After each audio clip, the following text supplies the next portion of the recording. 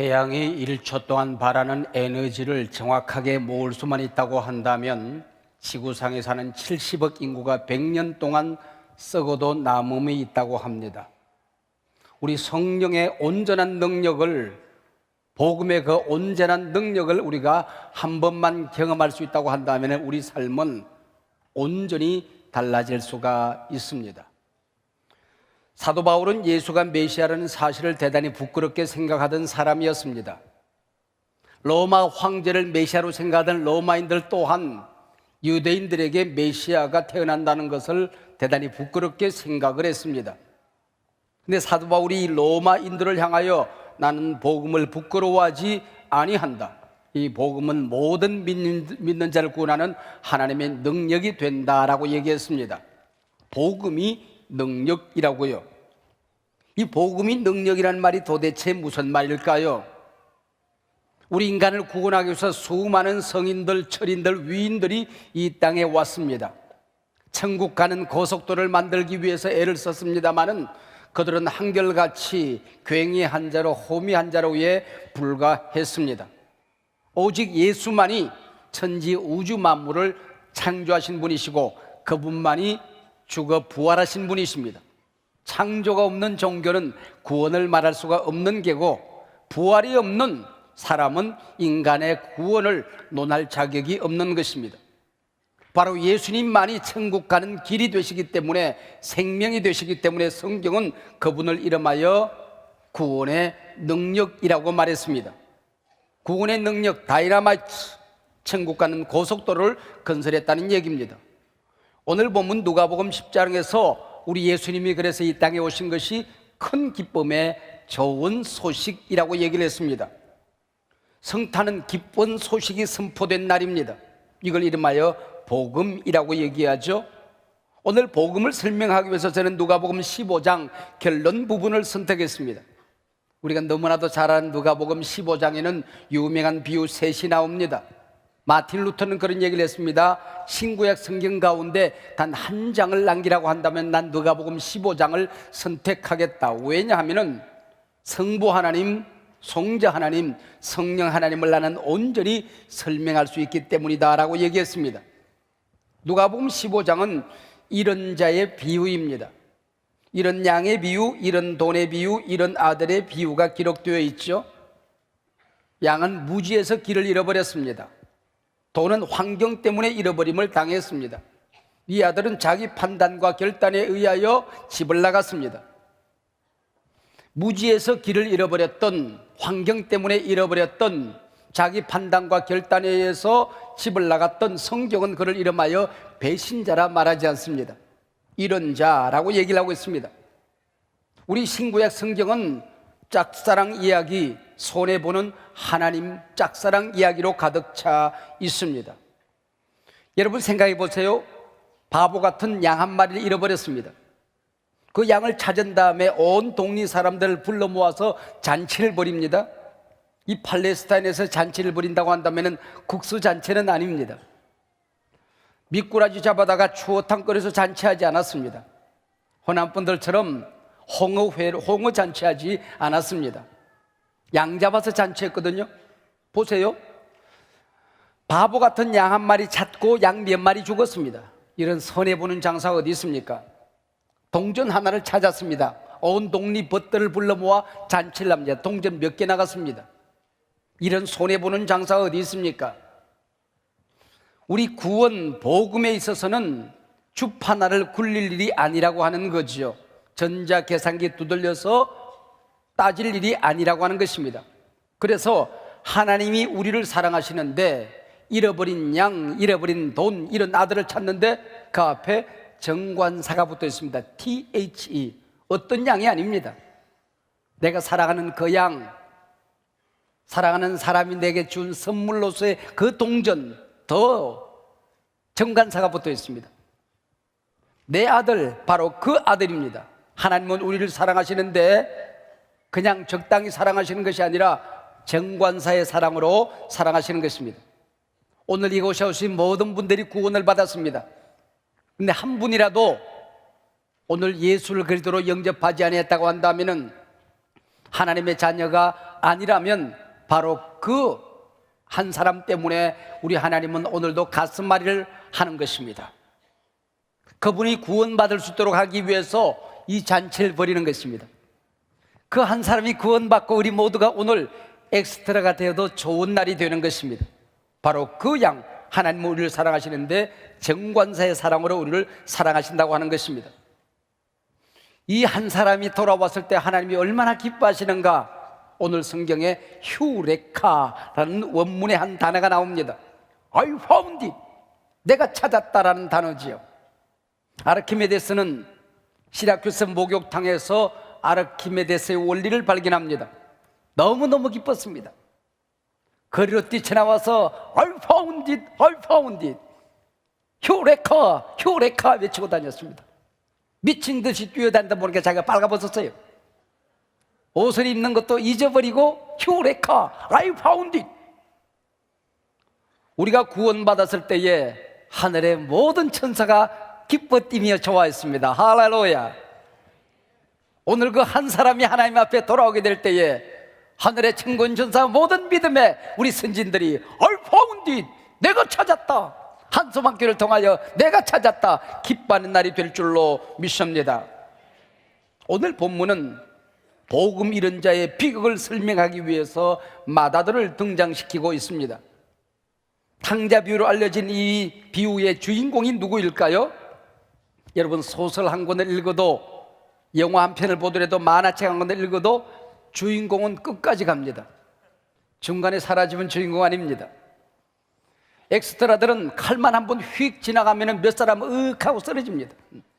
그러나 주인공은 총 몇 방 맞아도 살아납니다. 끝까지 가야 됩니다. 오늘 본문 누가복음 15장 25절부터 32절까지 7, 8절을 읽었습니다.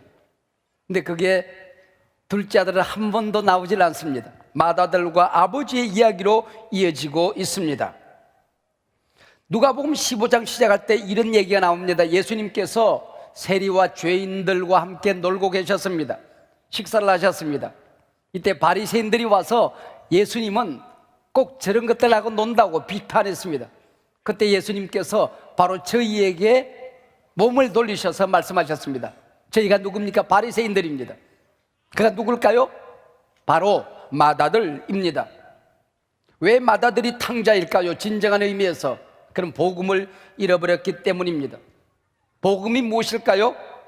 예수가 복음입니다. 하나님이 복음입니다. 우리 기독교는 앞을 봐도 예수입니다.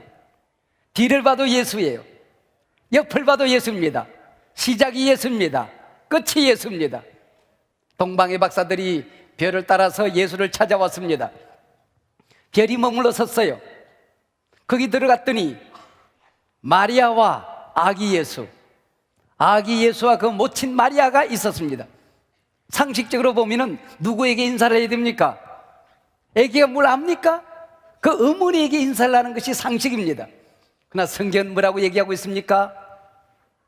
마리아와 그 아기 예수님에게 경배했다가 아닙니다. 예수와 그 모친 마리아가 함께 있는 것을 보고 아기 예수님께 경배했다고 얘기하고 있습니다. 무엇을 얘기하고 싶었던 것일까요? 복음은 오직 예수다. 할렐루야. 복음은 오직 하나님이다. 할렐루야. 예수만이 기쁜 소식입니다. 웅변적으로 우리에게 얘기하고 있는 것입니다. 근데 이 맏아들은 아버지를 잃어버렸습니다. 만난 음식이 있을 때에 아버지가 왜 눈물을 흘리시는지, 날씨가 차가워지면 왜 대문을 닫지 못하고 마당을 스승이고 계셨는지, 좋은 일이 있으나 슬픈 일이 있으나 어려운 일이 있으나 항상 먼 산을 왜 바라보는지 아버지의 마음을 잃어버렸습니다. 아버지 잃어버리면, 예수 잃어버리면 우리는 모든 것을 잃어버린 것입니다. 진리가 무엇입니까? 예수가 진리입니다. 기쁜 소식이 무엇일까요? 예수님이 우리 가운데 오셨다는 것이 기쁜 소식입니다. 여러분은 오늘 무엇을 믿습니까? 왜 사십니까? 인생의 종착점에 도착했을 때에 여러분을 영접하여 아버지 곁으로 인도해 주실 분이 누구십니까? 오직 우리 주 예수 그리스도. 할렐루야. 나라들은 어떻게 달라질 수 있는 것입니까? 해적의 나라에 예수가 선포되어지면 위대한 나라가 되는 것입니다. 젊은이들의 인생이 어떻게 달라질 수 있는 것입니까? 그 인생에 예수 들어가면, 예수 만나면 역사를 뒤집는 인물이 되는 것입니다. 부흥이 무엇입니까? 예수 그리스도입니다.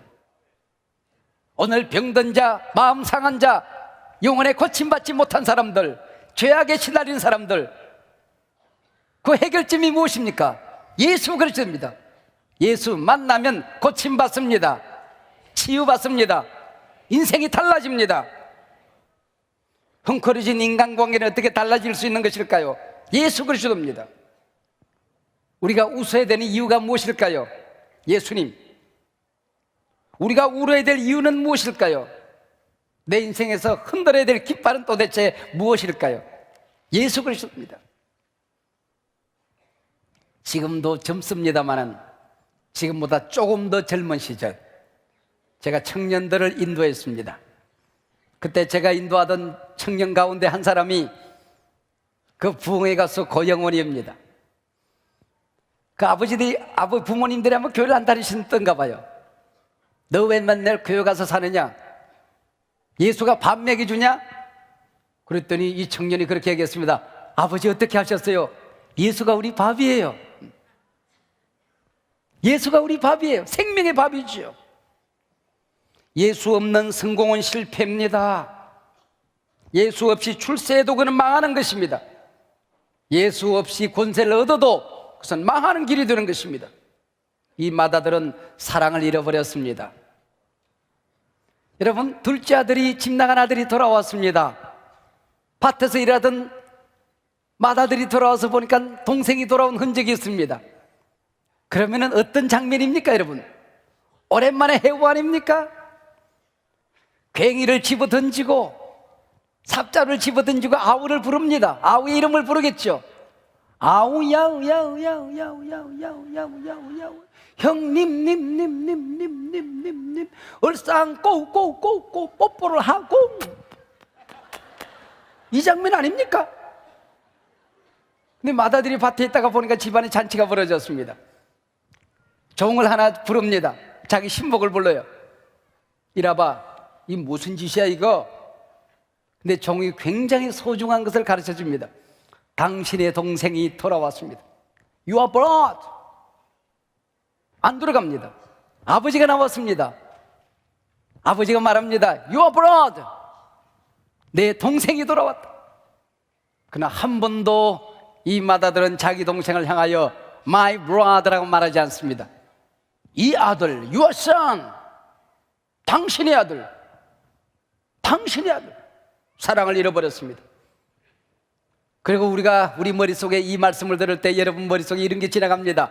이 둘째 아들은 창기와 함께 허랑방탕하게 살았다고. 누가 그렇게 말했습니까? 함께 살던 친구가 와서 그렇게 정은이라도 한 것입니까? 당신의 아들은 저 창기와 함께 허랑방탕하게 살았습니다.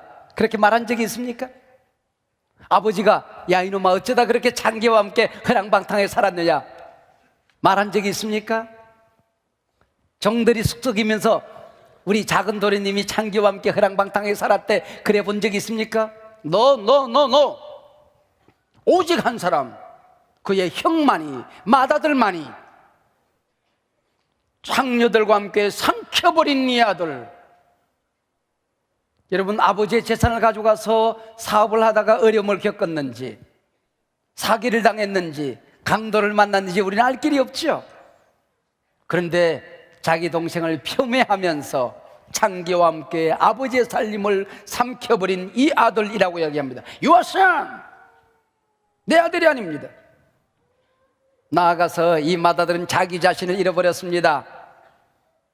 29절에 보면은 내가 여러의 아버지를 섬겨 명을 어김이 없거늘 나는 하나님의 명령을 어긴 적이 없다라고 말합니다. 과연 그럴까요?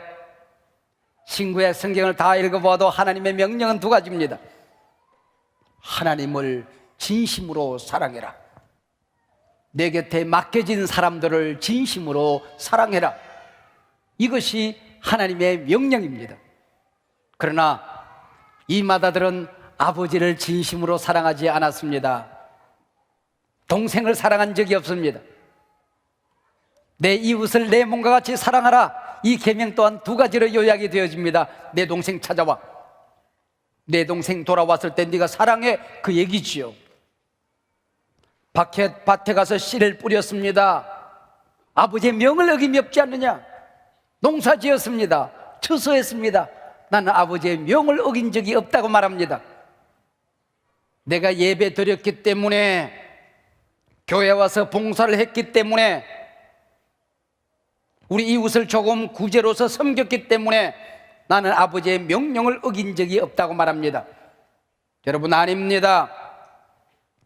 오늘 우리 가운데 오시는 예수를 진정으로 내가 사랑하는지, 그분이 오신 이유를 알고 복음의 의미를 알고 내 곁에 맡겨진 사람들을 구원하기 위해서 지상 명령을 순종하기 위해서 나는 무엇을 하는지, 그리고 내게 맡겨진 사람들을 얼마나 순수하게 진실하게 사랑하는지, 이것이 아버지의 명령이지요. 하나님은 제게 묻습니다. 네가 설교하고 목회하는 것이 진정 나를 사랑해서 하는 일이냐? 예, 주께서 아십니다. 이 고백을 우리가 할 수 있어야 하는 것이죠. 요한의 아들 시몬아, 네가 나를 사랑하느냐? 내가 주를 사랑하는 줄 주께서 아십니다. 적어도 이 고백을 할 수 있어야 됩니다. 네가 찬양하는 많은 일들이 진정으로 나를 사랑해서 하는 찬양이냐? 이 예배가 진정으로 나를 사랑해서 드리는 예배드냐? 너의 봉사와 헌신이 진정으로 나를 사랑해서 하는 봉사와 헌신이더냐? 묻는 것입니다. 예수 때문에 기쁘고, 예수 때문에 행복하고, 예수 때문에 신명나고, 예수 때문에 손해보아도 좋고, 인생을 살아가는 재미가 우리 예수님께 있고, 이게 복음이죠. 이게 예수 믿는 것이죠. 이 마다들은 아버지에게 돌아갔을까요? 집에 들어가서 동생과 함께 화해하는 시간을 가졌을까요? 대답이 없어요. 오늘 본문은 32절로 막을 내리고 있습니다. 33절이 궁금합니다. 두 가지 가능성이 있죠. 아버지의 설득을 듣고, 아버지 제가 잘 몰랐네요, 아버지 품에 안겨서 용서를 구하고 동생을 얼싸안고 행복하게 잘 먹고 잘 살았다, 이게 가능하죠. 둘째 아들이 돌아왔을 때에 내게는 염소 새끼 한 마리 잡아주지 않더니 동생이 돌아왔는데 송아지를 잡아요. 그리고 불평을 원망하고 집을 뛰쳐나가는 33절이 가능한 것이지요. 근데 성경은 33절이 없습니다. 왜 그럴까요? 나와 여러분이 33절을 기록하고 그 기록을 가지고 하나님께 서야 하기 때문에, 나는 진정으로 주님을 사랑해서 하는 모든 일이었다, 나는 진정으로 복음을 사랑했다, 이 33절 아니면 형식적인 신앙생활, 종교인으로서 살았던 내 삶을 33절을 가지고 하나님 앞에 설 수밖에 없는 것이지요. 18세기 영국의 한 유명 작곡가가 있었습니다. 많은 재능을 가지고 있었지만은 연주를 할 때마다 실패 또 실패였습니다. 50대 중반을 지나고 있었습니다. 빚더미에 앉았고 몸과 마음은 병들고 인생을 포기하고 싶었던 어느 시점이었습니다. 찰스 제닌스라고 하는 친구가 책 한 권을 들고 왔습니다. 마지막으로 이 책에 한번 내 인생을 걸어보지 않겠느냐, 이 책을 읽은 다음에 다시 곡을 써보지 않겠느냐. 평소에 잘하는 책이었습니다. The Bible, 성경책이었습니다. 읽어본 책이었습니다. 이 친구의 권면을 듣고 다시 성경을 펼치기 시작했습니다.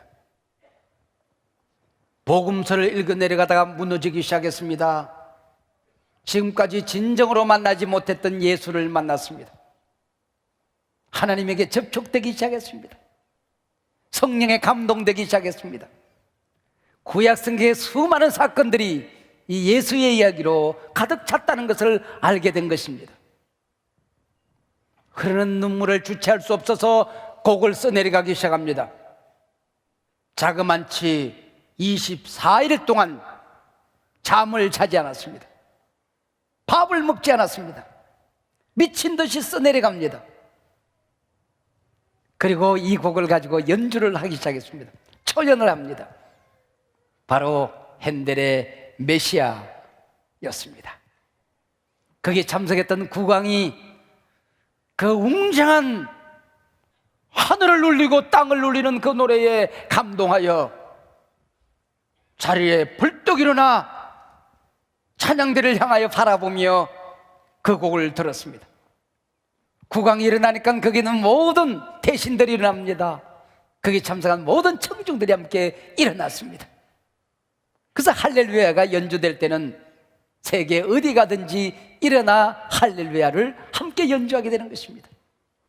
여러분, 예수를 만나면 노래가 달라집니다. 오늘 이 성탄 예배가 연례적으로 한 번씩 드려지는 예배가 아니라 오늘 그 예수를 진정으로 만나면 여러분 인생의 노래가 달라지게 될 줄로 믿습니다. 절망의 노래가 달라져 여러분은 희망의 발걸음으로 세상으로 나아가게 될 줄로 믿습니다. 낙심의 노래가 변화되어져서 기쁨의 노래로 인생을 연주하며 살게 될 것입니다. 갈 길을 알지 못하여 방황하던 사람이 삶의 진정한 목적과 목표를 발견하고 그 노래를 부르며 천국의 걸음을 가게 될 줄로 믿습니다. 여러분, 마음 상하신 분 계십니까? 몸이 상하신 분 계십니까? 죄의 문제가 해결되지 않으신 분 계십니까? 오늘 그 진정한 예수를 만나서 여러분의 인생의 노래가 달라지는 이 시간이 되시기를 바랍니다. 하나님을 알지 못하는 한 분이 오늘 아이들의 재롱을 보기 위해서 오셨습니까? 사랑하는 가족과 함께 자리를 같이 하셨습니까? 오늘 그 예수님을 만나시기를 바랍니다. 그 예수님은 바로 당신을 위하여 이 땅에 오셨습니다. 그분은 당신을 위하여 십자가에 죽으셨습니다. 당신의 죄짐을 걸머지고 당신의 영원한 구원을 위하여 부활하셨습니다. 지금도 하나님 보좌 우편에 여러분을 지켜보고 계십니다. 여러분의 인생이 이 땅에서 날 맞춰지는 어느 순간 여러분을 천국으로 인도하여 주실 것입니다. 오늘 이 기쁜 소식이 이 땅에 선포되어졌습니다. 바로 이 복음 기쁜 소식이, 이 성탄의 소식이 오늘 여러분의 소식이 되시길 바랍니다. 예수 오심이 2000번을 헤아리건만은 그 예수님이 여러분의 소식이 아니라고 한다면, 그 예수님이 여러분의 인생 속에 태어나지 않는다고 한다면 오늘의 성탄의 의미는 무슨 의미가 있겠습니까? 오늘 우리 교회에 가득히 임하는 이 성령의 임재, 우리 주 예수 그리스도의 성탄을 여러분의 성탄으로 맞이하는 성탄의 주인공들이 되시기를 주의 이름으로 축원합니다. 기도하시겠습니다. 하나님 아버지, 고맙고 감사합니다. 오늘 이 성탄 예배 기쁜 소식이 저 멀리서 들려지는 소식이 아니라 내게 들려주는 하늘 천군 천사들의 소식이 되게 하여 주시옵소서. 구경하는 성탄절이 아니라 내가 오늘 하나님 앞에 나 자신의 인생을 드리는, 하나님을 아버지로 모시는, 예수를 인생의 내 구세주로 모셔드리는 귀한 성탄이 될 수 있도록 이 성탄절을 주여 축복하여 주시옵소서. 마음의 문을 엽니다. 찾아와 나의 구세주가 되어 주시옵소서. 나의 아버지, 나의 왕이 되어 주시옵소서. 오늘 이 땅에 외로운 사람들 가운데에, 헐벗고 가난한 사람들 가운데에, 인생의 갈 길을 알지 못하여 방황하는 사람들 가운데에, 하나님을 만나지 못한 모든 사람들 가운데 주여 기쁜 소식으로 찾아와 주시옵소서. 예수님 이름으로 기도하옵나이다. 아멘.